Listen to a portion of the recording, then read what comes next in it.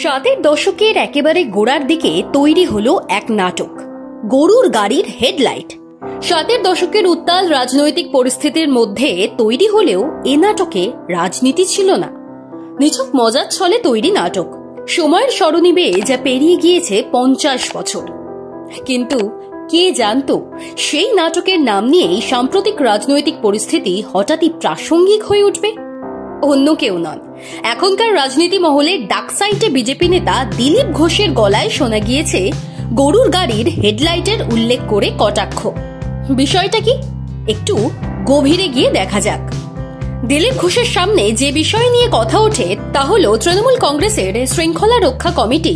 সেই প্রসঙ্গে কথা বলতে গিয়ে দিলীপ ঘোষ তার স্বভাব সিদ্ধ ভঙ্গিতে বলে ওঠেন, তৃণমূল আবার শৃঙ্খলা রক্ষা, এটা যেন গরুর গাড়ির হেডলাইট। অর্থাৎ তিনি বলতে চেয়েছেন, তৃণমূল কংগ্রেসে যেখানে শৃঙ্খলাই নেই সেখানে আবার শৃঙ্খলা রক্ষা কমিটি কিসে?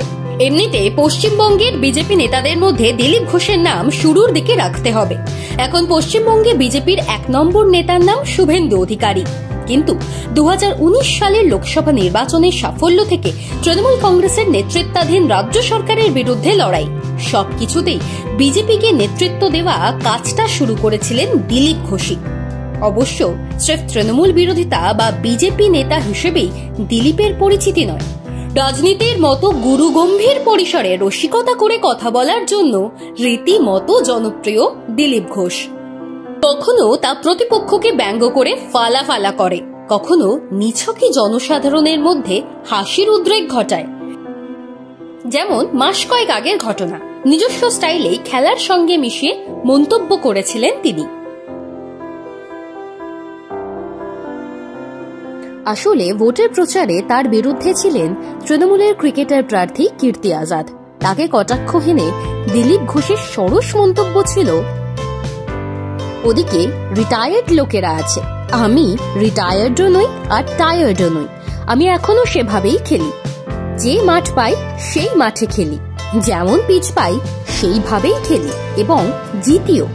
জবাব আমরা ইঞ্চিতে ইঞ্চিতে দেব, ওরা তো তালই পাবে না কখন ইলেকশন পার হয়ে যাবে। বর্ধমান দুর্গাপুর লোকসভা কেন্দ্রের নির্বাচনে কিন্তু শেষ পর্যন্ত তাল পাননি দিলীপ ঘোষই, হারতে হয়েছিল তাকে। কিন্তু তার রসিকতা এবং বিরোধিতা কৌশল বদলায়নি। স্পষ্ট কথা স্পষ্ট করে বলতে জুড়ি নেই, মুখে খই ফুটছে, শব্দচয়নও বেশ ভালো। আসলে রাজনীতিতে প্রতিপক্ষকে আক্রমণের সময় অনেক ক্ষেত্রেই শালীনতার মাত্রা পার হয়ে যায়, যেখানে ব্যতিক্রম দিলীপ ঘোষ।